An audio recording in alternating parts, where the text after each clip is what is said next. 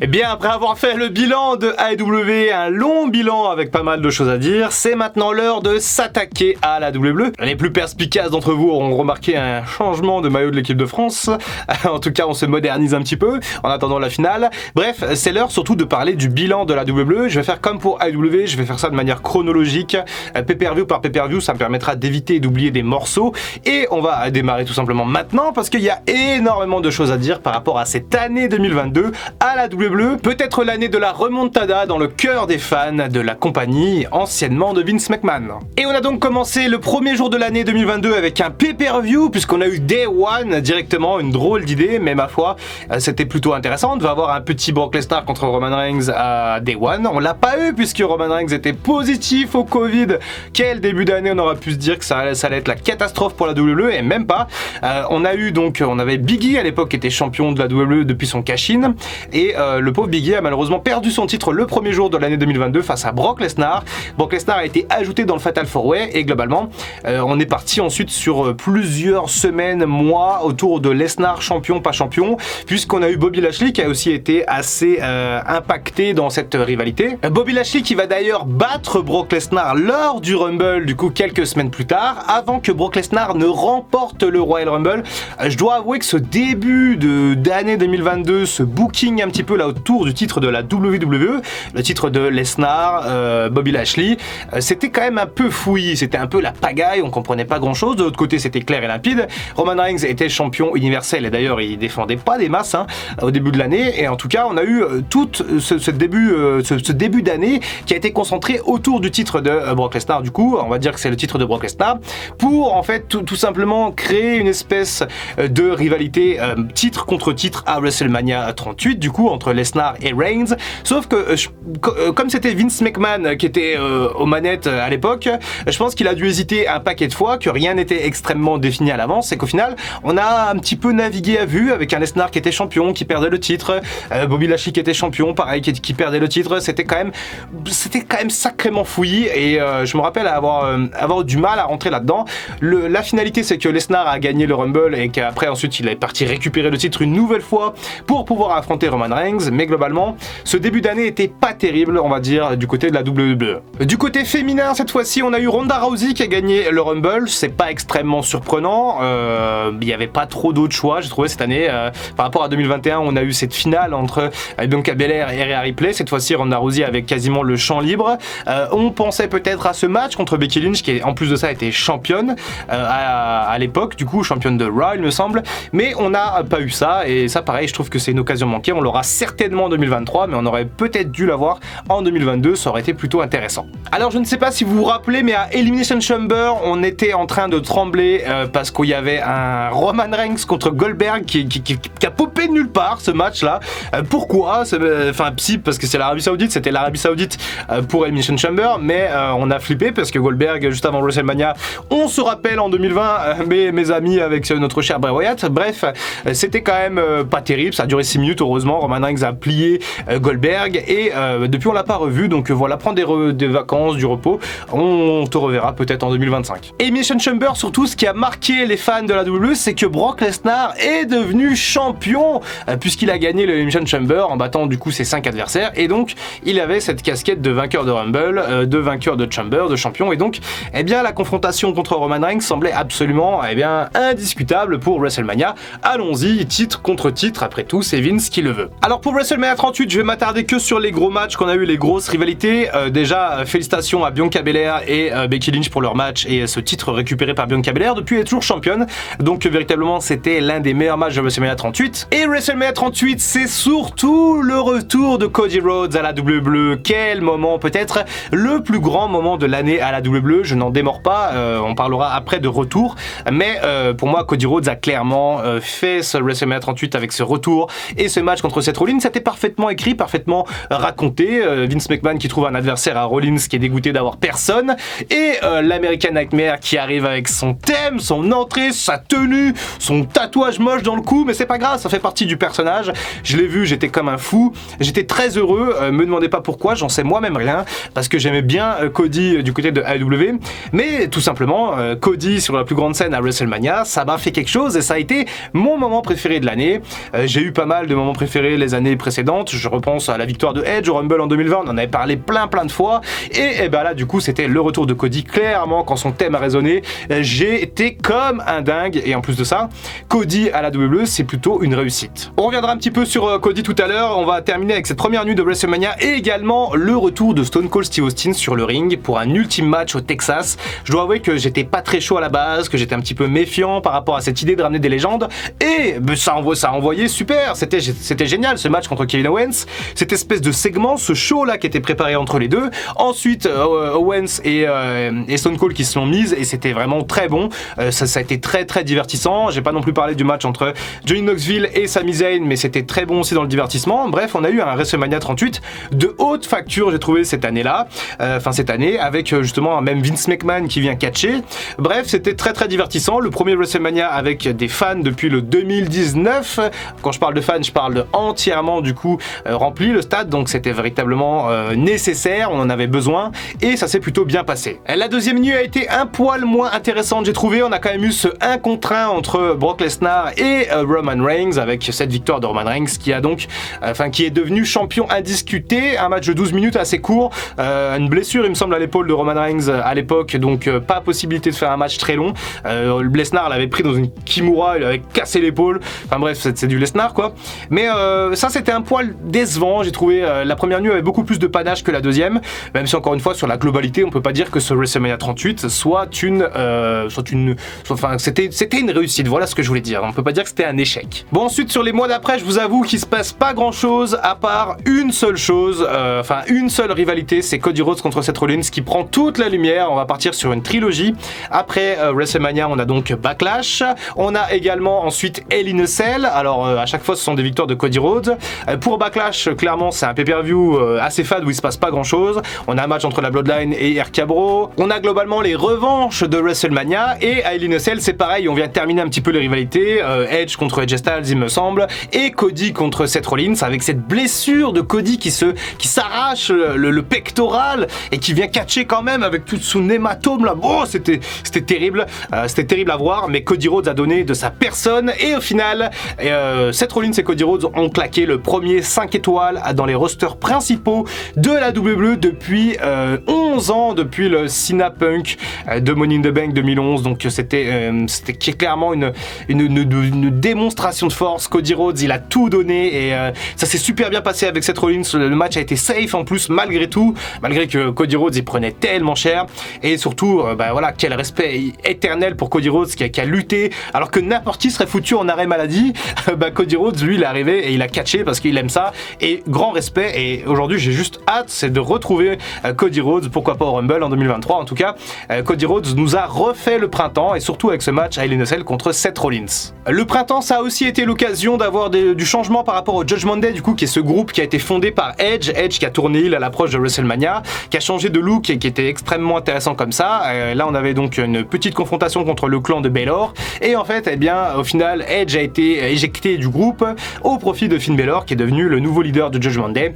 Ça c'est pareil, c'est discutable comme choix, pour moi c'est pas forcément une bonne idée, mais je vais en parler normalement demain dans une autre vidéo encore, donc j'aurai le temps d'en reparler. Allez, le Money in the Bank du coup qui est le dernier pay-per-view chapeauté par Vince McMahon avant qu'il se fasse dégager, j'y reviendrai juste après.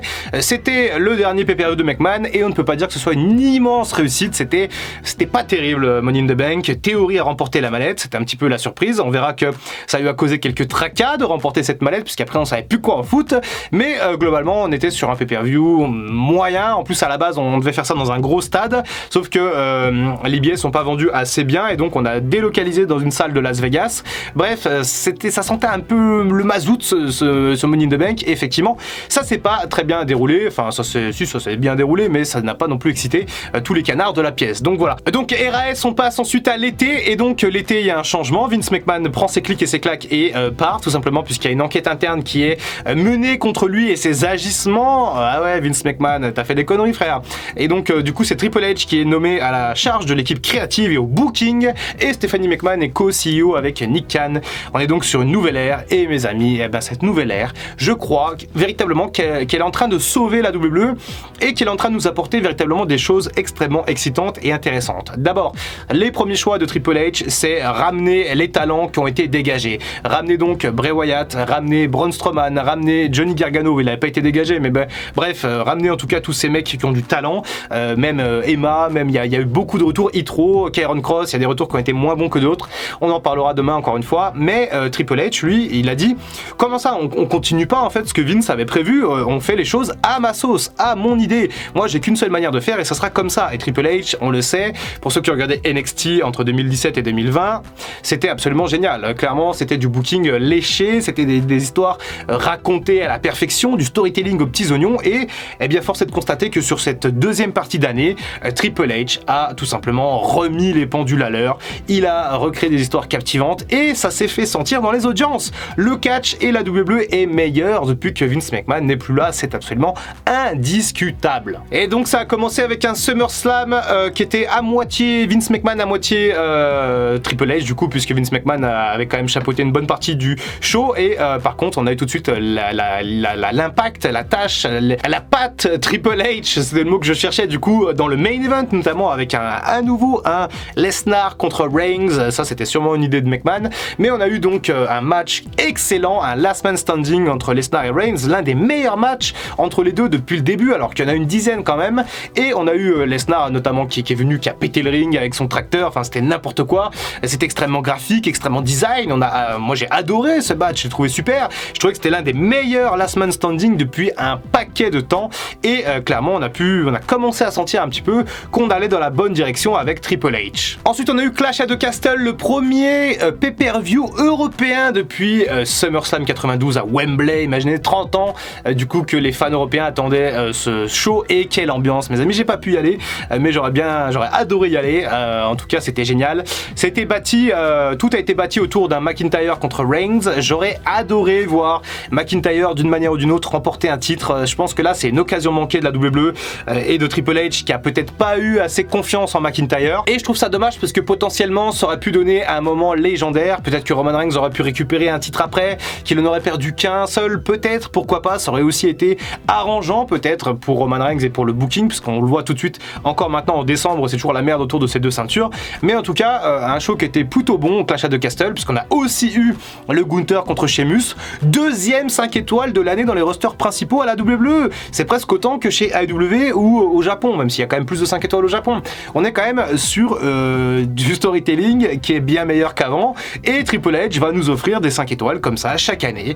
il va nous offrir des gros matchs, des grosses rivalités, et donc on a juste à s'asseoir dans notre canapé et à profiter de ce qu'il va nous proposer. Extreme Rules n'était pas spécialement un grand pay-per-view cette année, j'ai trouvé que c'était un petit coup d'arrêt par rapport justement au booking de Triple H. Ce qui a surtout marqué les fans, c'était cette fameuse histoire du lapin blanc qu'on a connue durant tout le mois d'octobre, j'en avais d'ailleurs beaucoup parlé sur la chaîne, avec ces QR codes, ces trucs là, pour au final le retour de Bray Wyatt. Je suis un peu mitigé par rapport au retour de Bray Wyatt, pour l'instant il s'est rien passé, rien n'a été matérialisé, il se contente d'être là, de faire ses promos, ok. Je trouve qu'avec le talent qu'a Bray Wyatt, on est peut-être sur quelque chose d'assez décevant par rapport à tout l'écosystème, l'univers autour de la Firefly Funhouse et du film l'an dernier, enfin il y a 2 ans. Aujourd'hui, il y a même 3 ans je crois, aujourd'hui on est clairement sur quelque chose de beaucoup plus soft, de beaucoup plus doux, même si l'aspect psychologique est toujours quand même bien présent autour de Bray Wyatt, eh bien j'ai l'impression quand même qu'on n'est pas forcément sur quelque chose d'aussi excitant que le film Bray Wyatt. Donc j'attends de voir ça en 2023, mais surtout j'attends de le voir dans un ring. Pour l'instant il n'a pas catché, je suis encore un peu sur ma réserve, j'attends beaucoup mieux, beaucoup plus de Bray Wyatt, j'attends aussi beaucoup plus d'autres noms qui sont revenus comme Kieron Cross, je suis très déçu par son in-ring, Hitro également, Strowman je trouve que ça va plutôt bien, mais parmi cette vague de retour là, tous n'ont pour l'instant pas encore eu véritablement l'occasion de briller. Je pense également à Johnny Gargano qui est un peu coincé dans la mid-card, CM Punk qui est blessé pour le moment, mais il va quand même falloir faire attention un petit peu à comment on utilise ces garçons et ces femmes en 2023. Crown Jewel avec un deuxième pay-per-view du coup en Arabie Saoudite, et ce match entre Logan Paul et Roman Reigns c'était complètement what the fuck, et pourtant ça s'est très bien passé. Logan Paul a véritablement beaucoup de talent, c'est peut-être la révélation de l'année Logan Paul. C'est vrai que j'en ai pas discuté jusqu'à présent, mais le mec il fait quand même des belles performances à chaque fois, et je pense que c'est pareil, c'est quelqu'un sur lequel on pourra compter dans les prochains mois, dans les prochaines années pour nous sortir des matchs extrêmement techniques, pourquoi pas contre Seth Rollins ou contre Theory dans d'autres mesures, mais en tout cas Logan Paul, belle surprise, et encore une fois il a un tel impact médiatique, ce gars là c'est un influenceur, c'est peut-être l'influenceur le plus suivi au monde, et tout simplement il est il est très très en plus charismatique. Enfin, c'est pas un jugement de valeur, hein. Moi je m'en fous de Logan Paul, mais en tout cas, je suis persuadé que son impact, son image a un véritable impact et ramène des gens devant la WWE, et ça ne peut être que positif. Même si ça ramène des gens qui n'y connaissent rien au catch ou quoi, on s'en fout, ça ramène des gens qui regardent le catch, qui regardent le frog splash de Logan Paul de la 3e corde, et donc ça fait du bien à la discipline, donc soyons contents d'avoir un Logan Paul qui s'implique dans le catch. On termine donc l'année avec la Bloodline et les War Games. Du coup, un mot sur la Bloodline quand même, j'en ai beaucoup discuté dans les vidéos de classement de ces derniers jours. Tout simplement, la Bloodline, ça a été le cœur de la WWE cette année. Clairement, Sami Zayn, incroyable, très belle prestation, super divertissant, très bon dans le storytelling. Tout était parfait. J'ai suivi l'avancement de la Bloodline et des relations entre Jey Uso, Solo Sikoa, Sami Zayn, Roman Reigns, comme si je suivais une série Netflix tellement c'était intéressant. Je me suis mis à re-regarder les weekly, tous les SmackDown notamment. Donc voilà, ça a été vraiment un vrai plaisir. Je pense pas que la Bloodline va continuer encore comme ça longtemps. Je pense qu'à mon avis, on arrive au pinacle dans la route de WrestleMania 39, qu'on aura un match au sommet sans doute à WrestleMania.